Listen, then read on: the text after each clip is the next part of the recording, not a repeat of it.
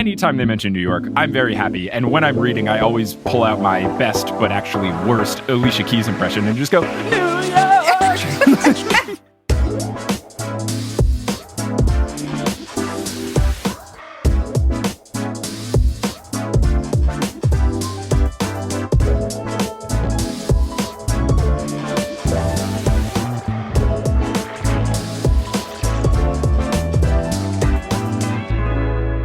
What's good? Thank you everyone for tuning in to another episode of The Newest Olympian. I'm your host, Mike Schubert. I have never read the Percy Jackson series before. I am making my way through the series for the very first time, and I am joined by someone who's read the series and is very familiar with it. So let's get right to our guest. Our guest for this episode is the CFO of Black Girls Create and the co-host of The Nerds Are Typing. It's Delia Gallegos. Delia, how's it going? Pretty good. Happy to be here. I'm very excited to be joining you for this particular book. I'm very excited as well. I am already head over heels in love with this book and Percy Jackson, the character, and Percy, the narrator. So I'm very excited. I'm also very excited because in the time between recording episodes 1 and 2 and this one, I learned how to properly pronounce Rick Riordan's last name, right? All That's right. how you say it? Okay, cool. Because there was a struggle, as you'll be able to hear in the first 2 episodes, where I feel like everyone on the internet was giving me a different answer. So then I specifically looked for an interview where Rick said, "Hi, I'm Rick Riordan." And I said, "That's the authority I will trust, the man." So I know how to pronounce his name. Yay, it only took 3 episodes. So we are going to start with Chapter 5 of The Lightning Thief, which, again, keeps the theme of incredible chapter titles running. But before we get into Chapter 5, what is your history with this book series, Delia? When did you read it? How big of a fan are you, etc.? I'm from San Antonio, Texas. Rick Riordan is also from San Antonio, Texas. So the way I actually got in the books is because... He's your neighbor. Yeah, he's my neighbor, so I had to read them. He was an English teacher in San Antonio at a private school, not my school. But because of that, I was right in middle school also, the exact age range that I think these books were targeted at. And I think just English teachers across San Antonio were just so thrilled to have an exciting book written by a fellow English teacher in San Antonio. So we read them as part of the curriculum. That's so cool. Yeah, no, it was super awesome. So that's how I got into them. And I remember it was kind of wild how into we've all been in English class and reading books that they assign in English class. They don't really get the hits. But even I remember kids who didn't like reading. We were all just hooked onto these books.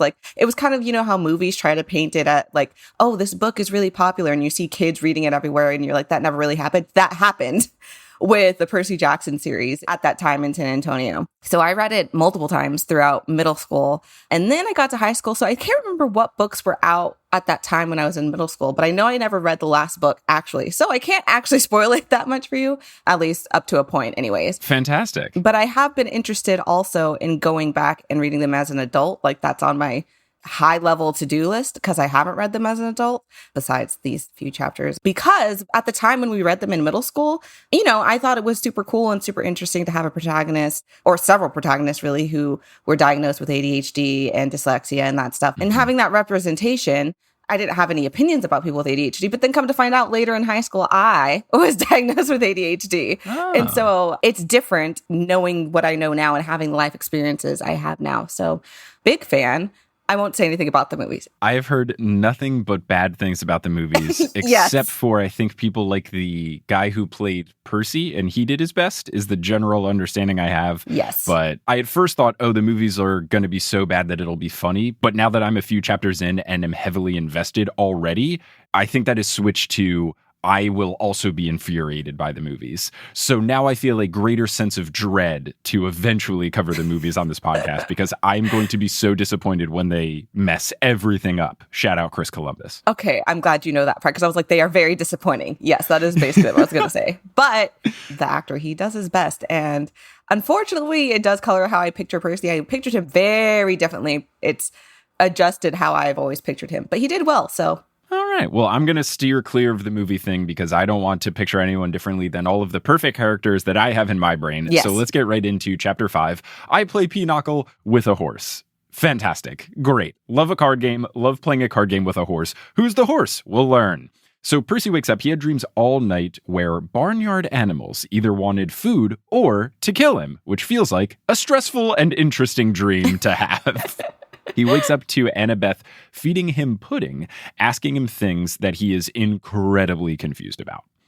And he's kind of doing the classic sleeping, waking up, in and out of consciousness vibe. And then there is a buff, blonde surfer dude looking guy with eyes all over him watching Percy, which I don't know enough about Greek mythology to know if this is someone I should be aware of, but I did find that description very intriguing. Intriguing is a word. I imagine being Percy, right? You're like going in and out of consciousness anyway. And then to wake up to like, personally, I don't think I would handle it the way that he handled it. No, tremendous respect for Percy here. So he wakes up for good, for real this time, on a porch with Grover. And Grover is in boy form, and he is wearing a Camp Half-Blood shirt. He's got a shoebox under his arm, and he gives it to Percy as a thank you for saving his life. And inside the shoebox is the broken off horn from the Minotaur, which is very cool. What a good gift. I'm sure you have already, but can we just appreciate Grover? Like, just such a good character. Like, Grover is fantastic, and I really appreciate him as, I assume he's going to be the sidekick type character. To Percy, he will be what Ron is to Harry, but I love Grover. I love how selfless he is. I like that he's not perfect. I very much appreciate Grover. Seems like a very good friend. Feels like him and Percy will have an actually mature friendship where they potentially actually talk about their feelings and stuff, which could be very good. So I'm a big, big Grover guy. I also imagine Grover to be an extreme New Yorker. In my brain, he is very much a kid from the city. Like Timberland boots, everything. I imagine Grover to be exceedingly from New York. I love that. I may have to adjust my headcanon of him. Like he's got the puffy coat in winter, like the whole thing. Okay. Oh, yes. I'm just waiting for the scene where Grover angrily yells at a Mets fan about why the Yankees are better, et cetera, et cetera. So Percy says, oh, this is the Minotaur's horn. And Grover warns him, don't use his actual name. But Percy keeps using it and insists, which I appreciate, but we later learn might be a problem because Greek rules, I guess. So Percy asks about his mom and Grover just looks down at the ground, which is a bad sign. And I felt very sad because I was confused and still am confused about what the fate of Sally is because she kind of melted to gold. So Percy's very sad. He looks off into the distance, but it's gorgeous scenery. And he thinks that instead the world should be black and cold because at this point he thinks his mother is dead, which, damn. So poignant. I just think these books do...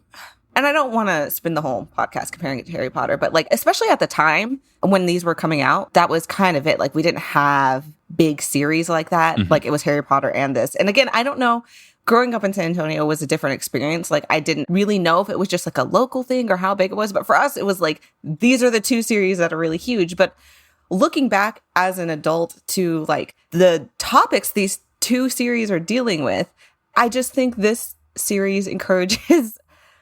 You can read at any age, but especially kids who are coming to this book to like explore like deeper emotional concepts a lot in a more healthy way and captures those emotional beats in a more poignant way.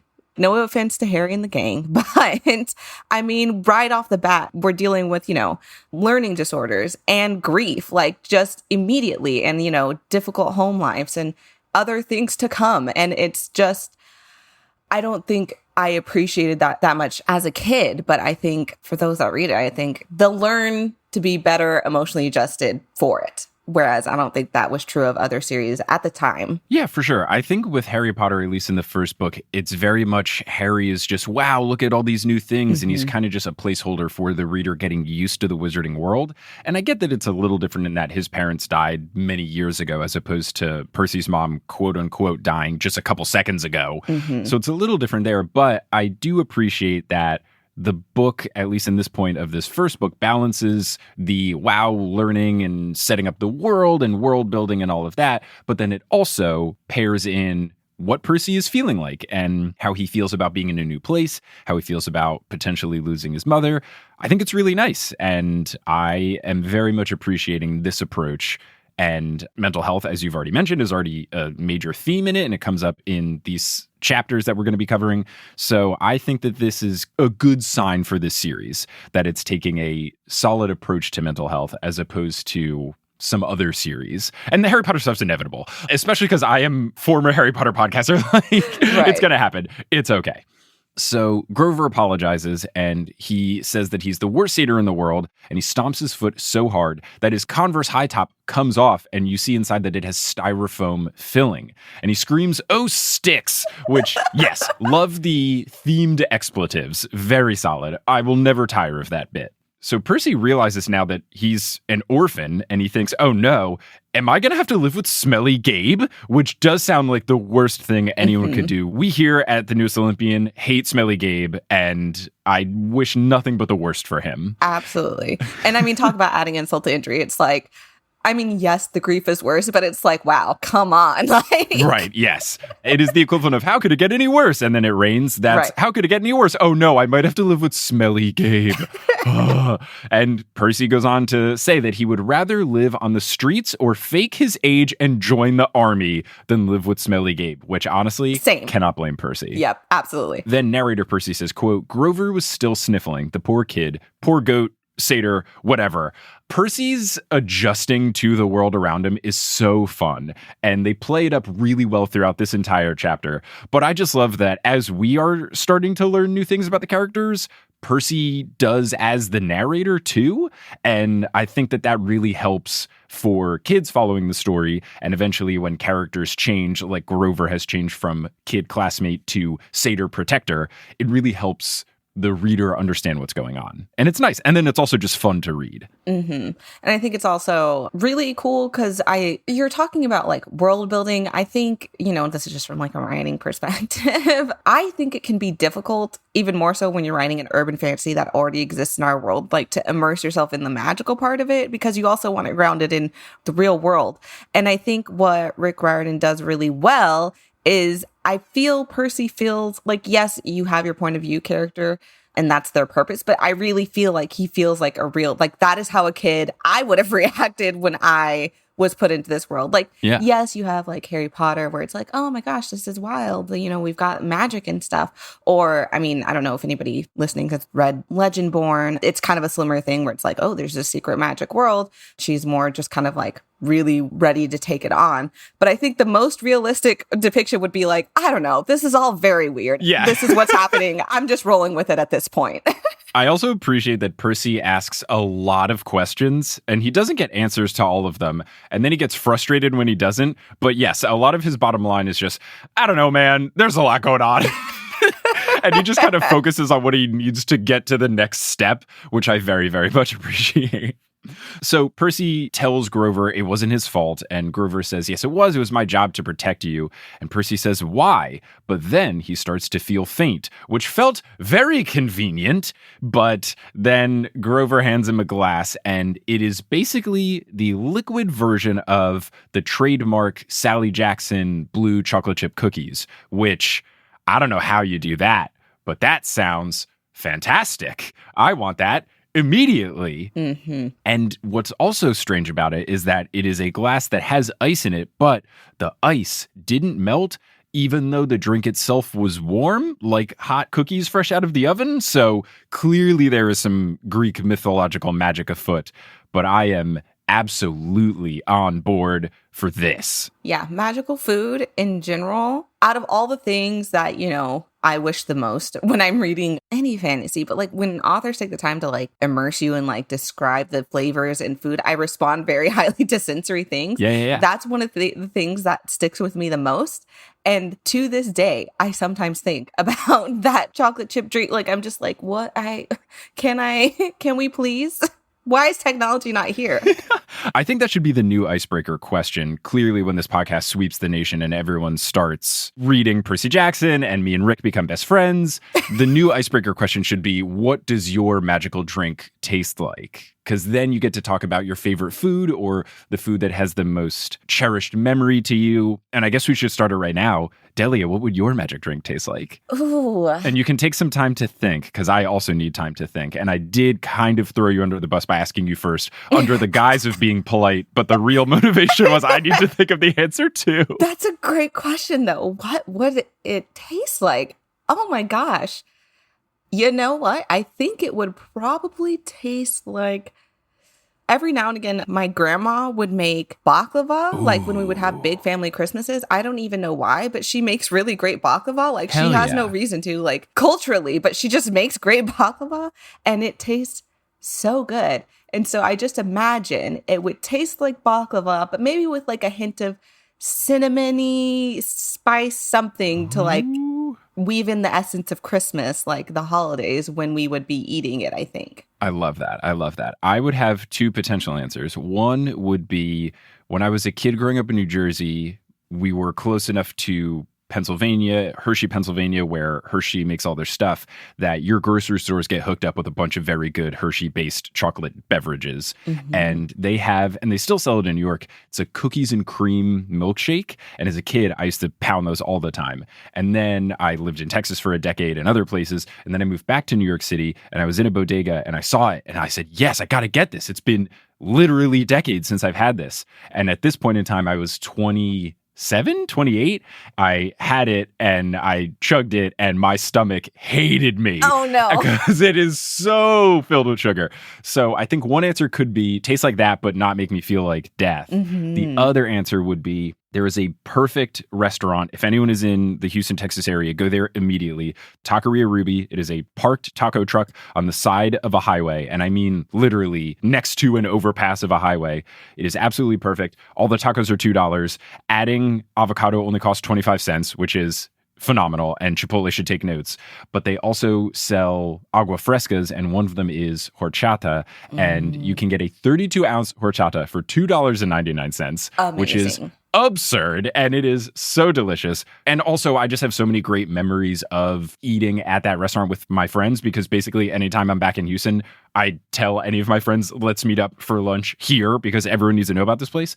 So I think those would be my two options of what my drink would taste like. I have a second answer just because I want to put people on, Do it. mostly. But you saying a restaurant made me think of, in New Orleans, there is a famous restaurant. Dooky Chase is all it's called. If you've seen Princess and the Frog, Tiana is based on Leah Chase.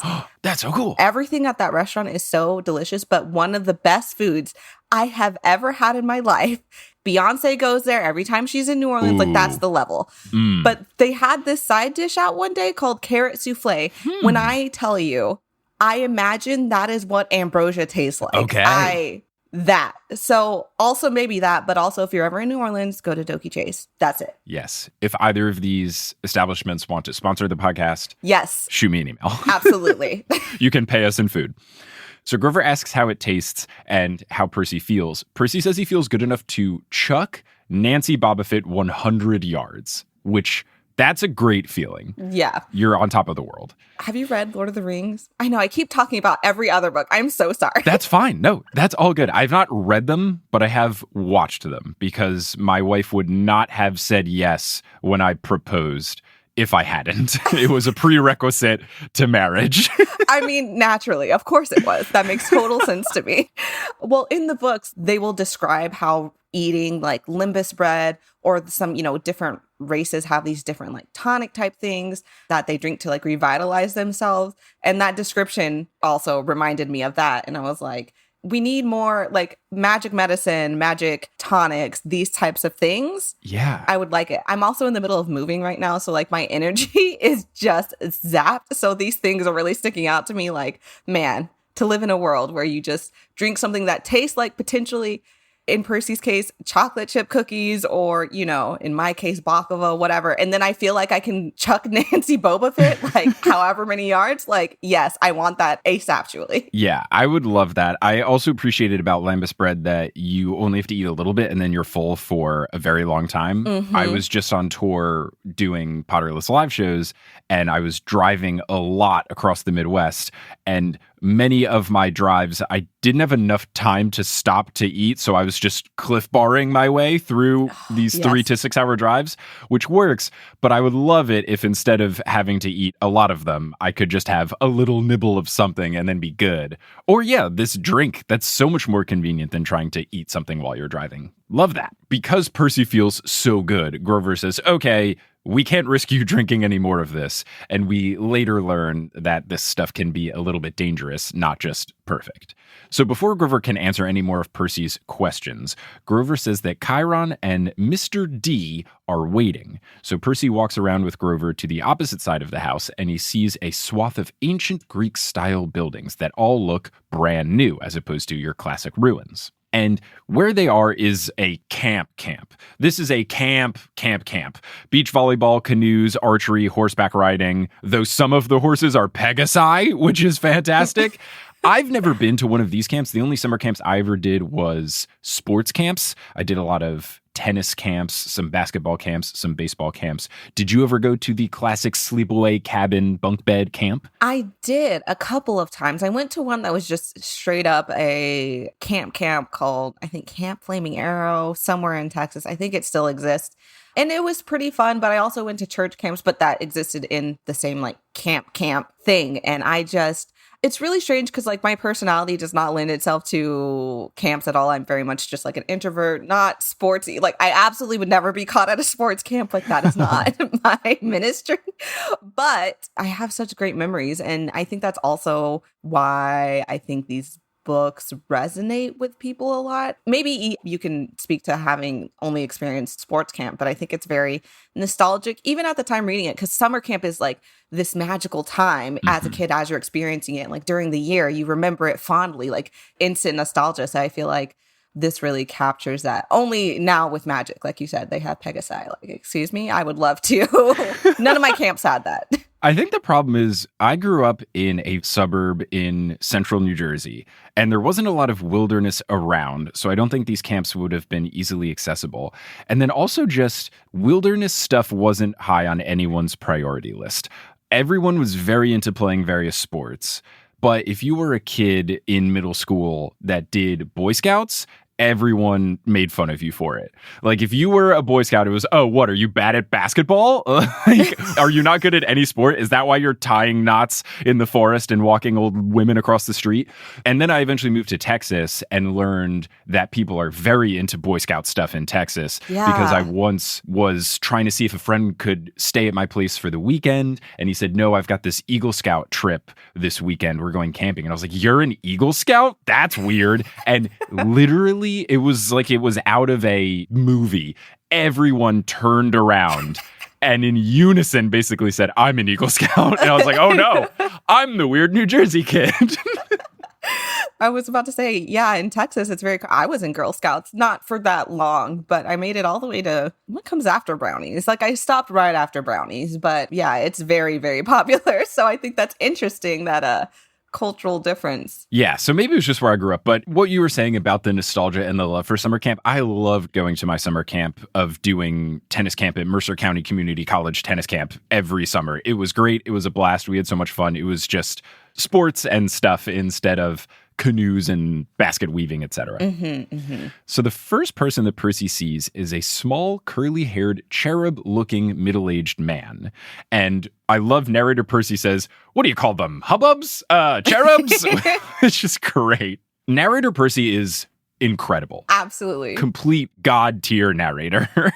So we learned that this person is Mr. D, and he is the camp director. The curly-haired girl that helped Percy out before is Annabeth Chase. She is a camper, and immediately I am pegging her as the future love interest of Percy. And as this continues over the next couple of chapters, I feel very good about this. There's a little bit of hard-to-get action going on.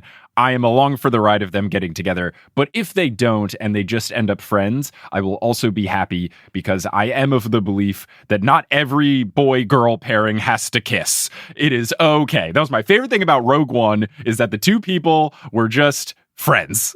And then there was no forced romance. Loved that. We need more of that. Truly, we need more of that, especially in stories. We won't speak of this one because who knows what's going to happen. But I think especially, I don't know why that was such a thing in middle grade literature. Like, especially, I'm like, it could just be buds being buds, you know? Yes, more buds. Let's get more buds being buds. So Annabeth apparently has been at the camp longer than anyone. So we also learned that Chiron is Mr. Brunner. Narrator Percy says, quote, his eyes got the flint when he pulled a multiple choice quiz and made all the answers B. Absolute legend. I had a religion teacher in high school that did this once. Each week we would have a little 10-question quiz, and sometimes he would play around with the shape of the scantron. There was one where the correct answers were in a zigzag, and then there was one where I think every answer was either B or D. And I remember getting to number 5 out of 10 and being very confident in the answers, but also being petrified that I had put B 5 times in a row. That is wild. I would have definitely fallen for it. He would have loved to get mine because I definitely would have been like, I'm confident about these answers, but there's no way this pattern is correct. I feel like if I was a teacher doing Scantron stuff, I would first try to spell something. If you held your Scantron horizontally, try to make some sort of shape or word, and then make the multiple choice questions around it, because that would be so fun. You turn it to the side and it says the subject that you're teaching, like it spells out biology or whatever, or if you're the biology thing, it makes a perfect DNA double helix. That could be very fun. Agents of Chaos. I love Mr. Brunner here. I love that he has become Chiron.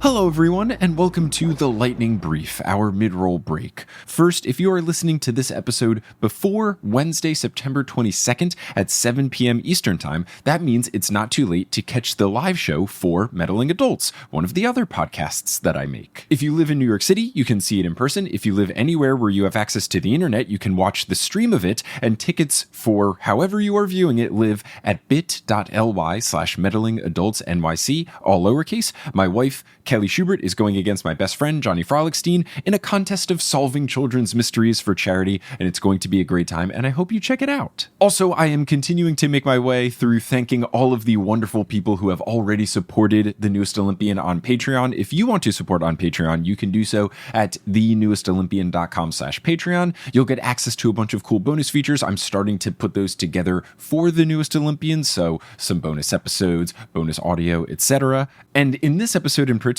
I want to thank everyone who has joined at the Super God tier. The Super God tier gets you access to all of that bonus audio, whether that be the monthly bonus episodes or any sort of audio from recording that didn't make it into the show. So shout out to Allison Gupta, Afreen Rahman, Kate Ridley, Kaylee Pinto, Anthony Charlier, Catherine Gilbert, Tova Vikstrom, Cecilia, Charlotte, Sarah Serto, Danielle Salerno, Kylie Sue, Maya, Brett Clausen, Phelan, Melanie DeGreef, Caitlin, Megan McCaslin, Kirsten Konigbauer, Sam Matzi, Diego Zenhausern, Fallon Orcurto, Renate Witt, Nina Campley, Gannett Randall, Allison Bradley, Isabel Miller, Lily Zetza, Kristen Watson, Million Books to Read, Lexu, Billy Turner, Marshy, Snookmaster 20, Just a Block, Pebbles, Rebecca Turi, Anna Holler, Kiona Smith, Jacob David Long, Claire Summery, Allison Black, Emily and Damian Sear, Alex Wood, Taylor Irvin, and Tasha Harila. Also shout out to Casey Hobbs, who is one of our new Mega God patrons, and a huge shout out to our newest Ultra Gods, our producer level status patrons. First, I want to do name corrections for Josh Wilkie and Minka Dreesen. And finally, a shout out to our newest producer level patrons, Martin Anvik, Abby Ryan, Josh Clements, Angela MF, and Mary Baumgartner. So again, thanks to all of you for supporting the show, and I also want to thank Multitude for having us as a part of the podcast collective.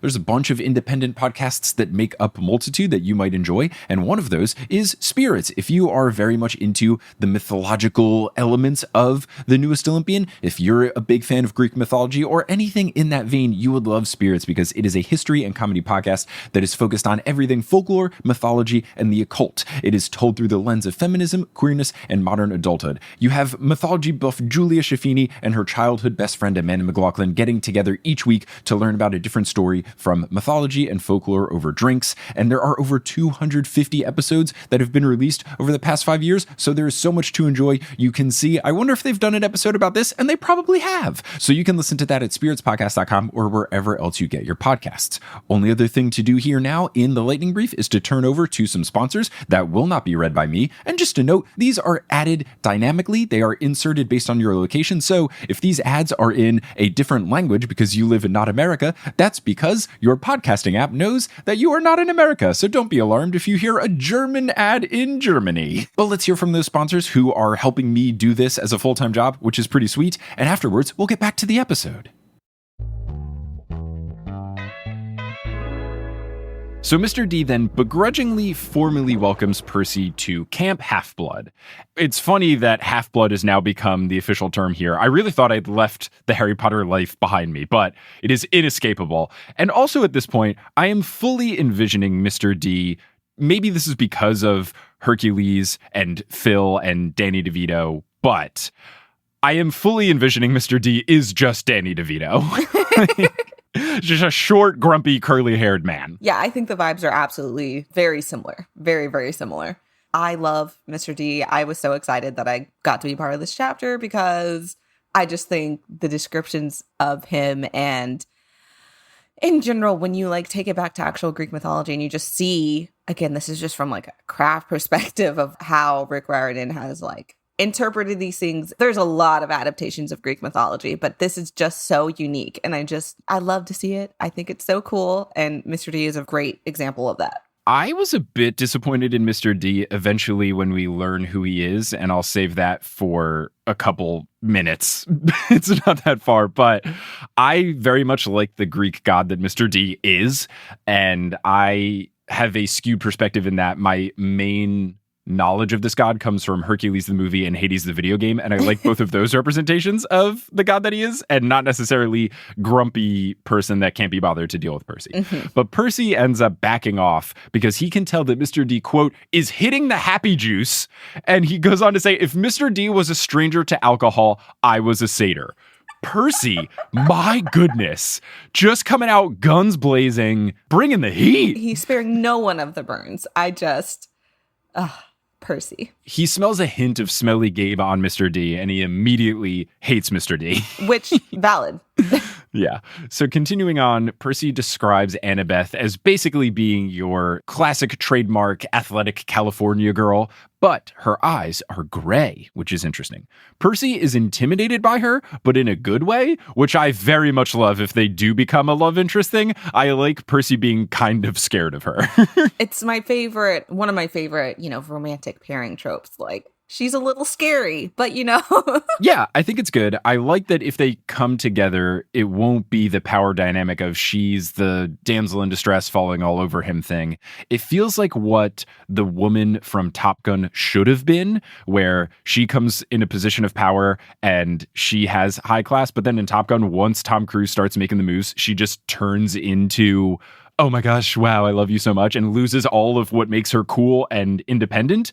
So I'm hoping Annabeth keeps that intimidation factor if her and Percy become a thing. Mm-hmm. Annabeth looks at the Minotaur horn and then at Percy, and he expects some sort of compliment, but then she just turns and says, you drool when you sleep. And at this point, I need them to get married. They are perfect. They are absolutely perfect together. I love it. So Percy asks if Mr. Brunner works here, and the narrator this is, again, a great use of turning Mr. Brunner into Chiron. It says, quote, not Mr. Brunner, the ex-Mr. Brunner says, and it explains that he goes by Chiron. Percy asks Mr. D what the D stands for. He gets grumpy and then gives the whole names are powerful line, which comes up a lot. So Chiron explains that he decided to teach at Yancey once Grover told him about Percy, and he's excited at the prospect of Percy becoming a camper.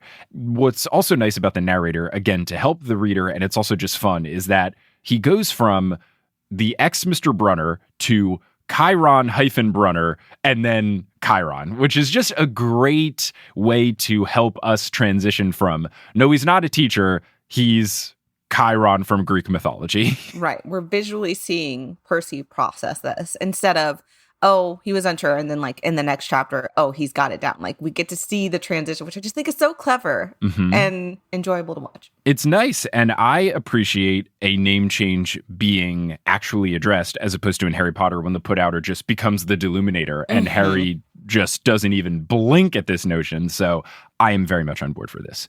So Mr. D basically forces Grover and Percy to play them in Pinochle, which he says is one of the best man-made games alongside gladiator fighting and Pac-Man, which is just a great company to be in. I don't think Pinochle is the best card game to play. I'm a spades boy myself. My dad is very into Pinochle, and every time we play spades with my family, my dad always references that in Pinochle you do this or whatever, and I always have to remind my dad, we're not playing Pinochle, Joel. Get over it.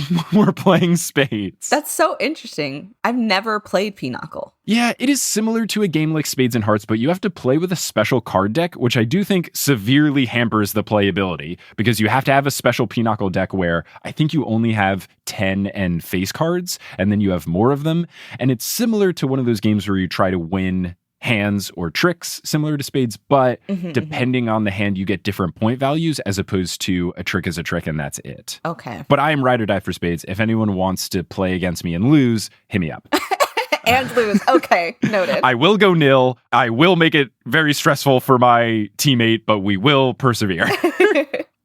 So Chiron goes on to say that the usual orientation film won't do, which I really want to see the usual orientation film. I need to see this. And he drops the bomb that the Greek gods are indeed very real, which is funny because this is basically just the Percy Jackson version of You're a Wizard, Harry. He basically just immediately goes, you're a demigod, Percy. And then, if you think things couldn't get any wilder, Grover then asks Mr. D if he can eat his Diet Coke can, and then does, which I was certainly not expecting. Love it. I love. That's it. That's my only no. The most efficient form of recycling is giving aluminum cans to your satyr friend to eat. Yeah, I mean, why go through the hassle of sorting and all that? Just do it in real time. Here you go, Grover. Captain Planet would be so proud. The power is yours, Grover. So Chiron explains a little bit more. Percy starts naming all of the gods and saying their names, and then he hears thunder in the distance, and Mr. D warns again, stop using people's names. But Percy says they're just myths. They're just what people used to explain things before science was popular. And Mr. D calls him Perseus, which I am embarrassed that I didn't see that coming. Obviously, that's his full name. Clearly it is. Gah. Percy shudders at the thought because he doesn't tell anyone his full name. And he is confused as to how Mr. D would know that is his full name. Mr. D continues then to snootily dismiss the notion of science, saying that, oh, years from now, you mortals will look back at what you thought was science and you'll say that that was mythology, etc., etc. Percy says he doesn't believe in gods, and Mr. D says, well, you better, and then he magically makes a goblet appear and then fill with wine, and Chiron has to remind him of his restrictions, and D changes it then to Diet Coke, and then apologizes to the sky, which thunders back at him. And at this point, I said, yes, the D must stand for Dionysus if he was trying to make wine. I just love that he has restrictions. Like, I think it's so clever. Yeah. I love it. I grew on Mr. D more when you learn the circumstances around it, because I think that is very funny. And I am very intrigued to see if Mr. D is always in this form or if this also is part of his punishment. Because in my brain, all of the Greek gods and goddesses are muscle bob buff pants, where they've just got muscles on muscles on muscles. So to be tiny little cherub boy, grumpy old man, I feel like that might not be a permanent case for him, but we'll see. So Chiron explains that Mr. D offended his father a while back after taking fancy to a wood nymph. And at this point, I did write in my notes, is Mr. D Dionysus? Is Dionysus the son of Zeus? Is that how this all works? And then you learn that his first punishment given to Mr. D was prohibition. And then his second was working with kids on Half-Blood Hill. And narrator Percy, again, just not pulling any punches, says, Mr. D sounded about 6 years old, like a pouting little kid. Just fantastic. So then Percy does put it all together that Mr. D is Dionysus and his dad is Zeus. And again, I was envisioning Dionysus as the big, chill dude from Hades, the video game. And this is very different. So I am very put in discomfort here, as is Percy. He's in complete disbelief and is a little bit snarky about it. Mr. D, in response to this disbelief, plants visions in Percy's head of the havoc that he can wreak. Just all of his plant vine-based havoc that he could do to anyone to show his power. And at that point, Percy realizes, yes, this is certainly Dionysus, and I should not mess with this guy. Like, my apologies. I got a little sassy with you. My bad. If we could just rewind 10 seconds and pretend I did not say anything. I mean, in Percy's defense, this whole concept of gods in the first place is new. So it makes sense that he would be a little out of pocket to begin with. Yeah. He's got to learn the ropes, you know? So Mr. D says he's tired, and he tells Grover to come with him for messing up the watching over Percy task. And then Mr. D tells Percy to go to cabin 11.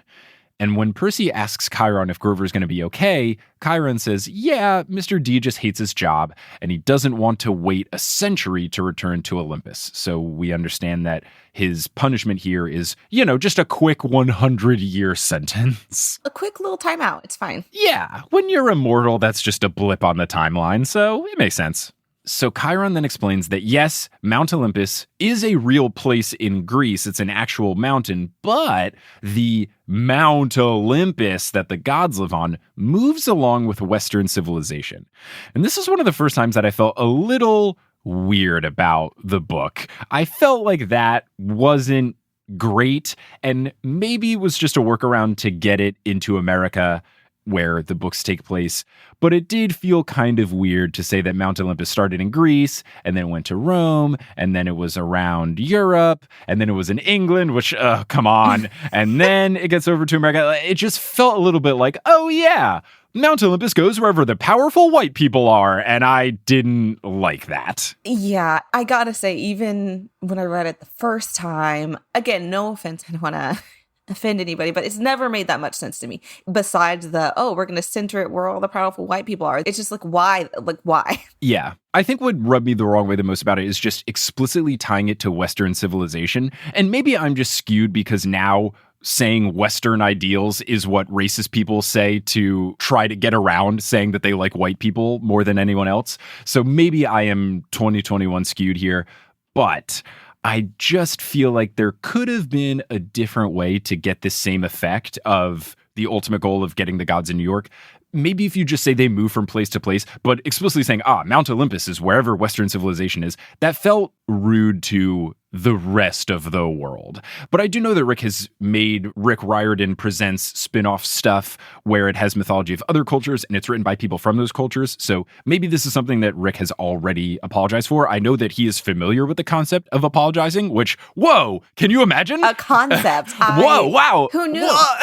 Did you even know authors could do that? My word. Authors can do that? Why authors can do that? So maybe this is something he's already addressed, so I don't want to put him on blast, but this was just the first instance of and I gotta say, if we're 5 chapters into the first book and I've only had one thought, I'm feeling pretty hopeful about the series. I mean, I think it's right to be about it. To me, even still, doesn't make the most logical sense as far as like world building. Like there were so many other ways to do it, like you said. I mean, why not just have, there's multiple, portals to it, but it is in Greek. There's a lot of ways you could have done it. Yeah. But it's more like limited in the scope of the author, you can tell, rather than actively harmful. So yeah, it definitely feels like a thing where Rick came up with an idea of how the Greek gods aren't only in Greece. Mm-hmm. And it's something at the time where it felt cool and creative. And then looking back, maybe someone points him out, that's not great. And I trust Rick enough to be like, yeah, I can see how that interpretation is not great. My bad.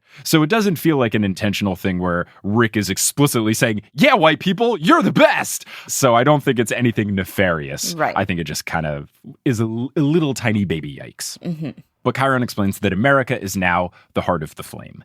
And then Chiron turns into a white horse centaur. And Chiron's one of those things. I knew a little bit about Chiron, but not a lot because he is not a character in Hades, the video game, but he is mentioned. So I know Chiron is bow and arrow is basically all I knew because one of the bows is named after Chiron. So when he turned into a white horse centaur, which I had never even seen that before, very cool.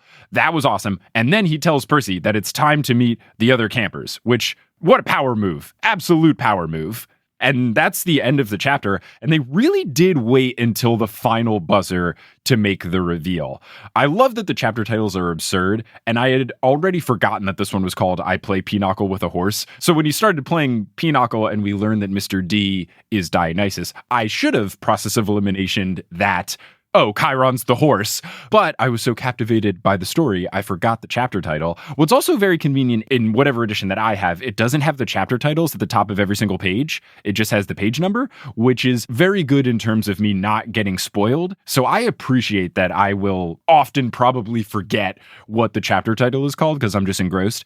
But yeah, they really waited to the last minute and I love it. And that's the end of chapter 5. Yeah, I think chapter titles are a very strong suit of this series. Yes. I had forgotten how good they are, and we'll get into it, but even the next chapter title is also very good. Yeah, it's something that I had to do with Potterless because I got burned by trying to map out how many pages, chapters, etc. I should cover, and then I saw a chapter title that was a little spoilery.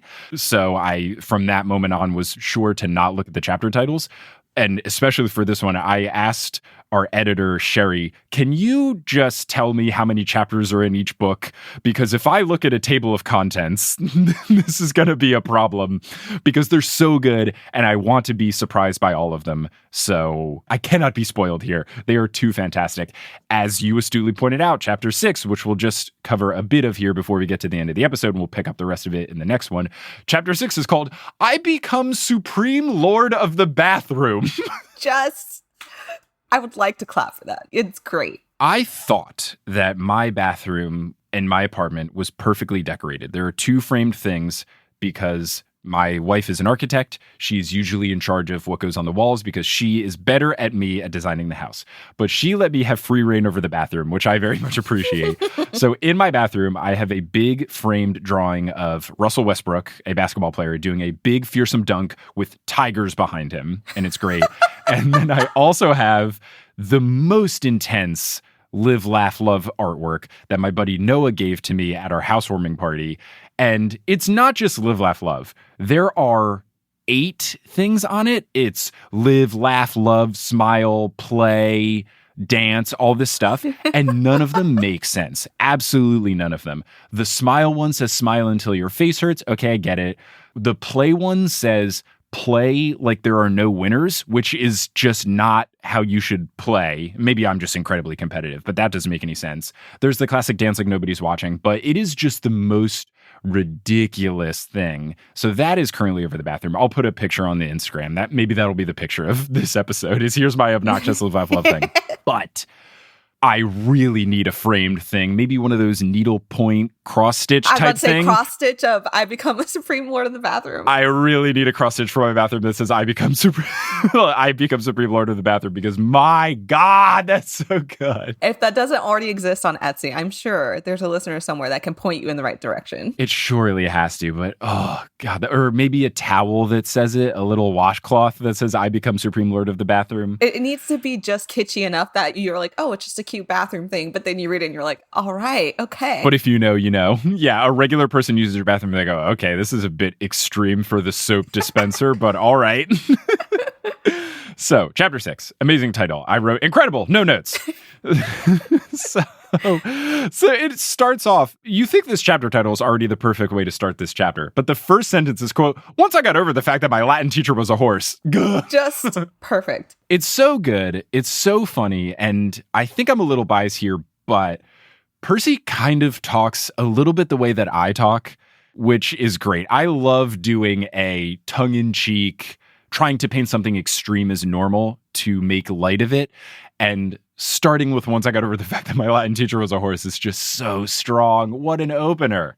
No big deal. I also wanted to stress that he points out that he's careful not to walk behind them because, you're not supposed to walk behind horses because you'll spook them. And I just cracked up because that is just brilliant. Yes. He mentions to not walk behind Chiron because he doesn't want to spook the horse, but also because he's done cleanup duty for the Macy's parade. So he's also afraid of poop, which is very good. He goes on to say, quote, I did not trust his backside like I did his front, which is just so great. You think the chapter title's perfect. Then you get the opening line. Then you get, I gotta stay away from horse poop.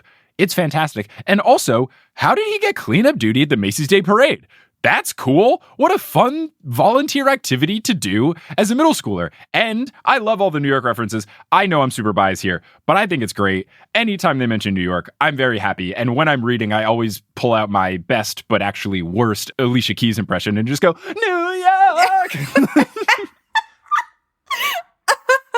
You should probably officially record that and you'll just have to play that in anytime while you go through the series. Yes. I will either sing it poorly every time like that, or try to hope that Jay-Z and Alicia Keys don't sue me if I just use a 2-second clip of it. Or maybe I'll get someone who's actually good at singing to sing it, and then I can royalty-free continually put in that anytime something in New York happens, because I'm on board. Absolutely. So Percy walks with Chiron through the camp. He passes some campers who whisper, that's him in italics. So, they really put the emphasis on him. So clearly, word of Percy has spread through the camp. Of course it has. It's a camp. They're middle schoolers. Naturally, this happens. He notes that most campers are older than him, and most of the satyrs are bigger than Grover. And then Percy looks back at the farmhouse, which is bigger than he recalls, and he thinks he sees something move a curtain in the topmost window, the 4th floor. And he asks Chiron what that window is, what that room is. Chiron says it's the attic, and Percy asks, oh, someone lives there? And Chiron says, no. But then he says, not a single living thing, which is too long of an answer to just mean no. That is too specific, where clearly Chiron is answering on a technicality here. So that's got to be a ghost or a spirit or an undead something. Something moved the curtain, and it's something that isn't alive, and we're going to meet them later. I am fully convinced. I like the mum's the wordness of not spoiling me. Thank you very much. I appreciate it. Very challenging being a guest on this podcast, especially early on. So I give so much credit to you and all of the guests that are here. And it's something that came up when I did Potterless. People would say, oh, why don't the guests say this or why don't they do that? Because guests can't spoil me. It would literally ruin the show. I gotta say, for your listeners, it is more difficult than you would think, because if you've already read the Percy Jackson series, because there's just stuff you take for granted and you want to err on the side of caution. So just keep that in mind. I couldn't have done a Potterless episode, I'm pretty sure. That's too ingrained in me. I don't know. I know my teammates, Robin and Bayana, have been on, and I'm like, I don't have the skills to not just blurt out Harry Potter facts because they're just that innate in me. Mm-hmm. This, I was like, okay, I think I can do this. But it is early on, and there are a lot of times that I'm like, yes. Absolutely. Don't worry. Robin didn't have the skills either. There were multiple times in the recording where I had to take off my headphones and she had to ask Bayana whether or not this thing happened yet. So do not worry. But yes, if anyone listening thinks, wow, the guest in this episode really isn't saying that much, seems like they're just saying a lot. You probably know, if you've read the books, why they're saying and if you're reading along with me for the first time, the are good because they're not spoiling you or me, and that makes the podcast and your experience better. Hooray, Digital Book Club. Mm-hmm. So they walk through the strawberry fields forever, I can only assume, and Chiron notes that selling these strawberries to New York restaurants and Mount Olympus covers the expenses of the camp, and I think that is phenomenal. I love that. Mm-hmm. Not a spoiler. I was just agreeing. Yeah, just agreeing. So apparently Dionysus is very good at growing fruit because he's Dionysus, and he is best with grapes, but he's banned from doing so because obviously he would make wine. But at this point I thought, you certainly can make strawberries into alcohol, can't you? So I Googled it, and apparently they can be fermented, and apparently it is really easy to do so. Apparently because there's so much sugar in a strawberry, it only takes a couple of days for them to ferment. So I'm going to go home and I'm fermenting strawberries this weekend. Fun fact, did you know that like squirrels can get drunk? Like if you have a fruit tree and the fruit drops and starts to like spoil and ferment, like squirrels will eat it and they will be drunk, like running around all willy-nilly because they've eaten fermented fruit. That's amazing. And I cannot think of a better place to end this episode of The Newest Olympian than on the revelation that squirrels can get drunk off of fermented fruit. So fantastic. Great. Thank you for bringing this into our lives, Delia. And thank you for guesting on this episode of The Newest Olympian. If people want to find you doing stuff on the internet, podcast-wise, anything else, where can they do so? On Twitter, you can find me at Delia is Typing. I'm usually talking about random nerdy stuff. Lord of the Rings is a big one lately. So if you're into that, come follow me. And also on Instagram, you can follow my podcast /Enneagram MBTI typing account at The Nerds Are Typing on Instagram. Or also blackgirlscreate.org. Plug. Yes, all great things. Well, Delia, thank you again so much for joining. Listeners, thank you for listening. I'm very excited. In the first 2 episodes, I didn't want to force a catchphrase at the end because I felt like trying to find the next wizard on would be too much. And I don't know if this is going to be the thing, but I did feel like trying out different versions of a send-off could be fun. So what I will say... And it's such a dad joke. I had to show so much restraint not making the title of this podcast a dad joke. Some of the other running titles were Percy Laxum or Percy Jack None. So because I have reined in the dad jokeness in the title, perhaps the outro will be a dad joke. And I will just say that I'll Percy you all later. Amazing. It's so bad, but it's also so good.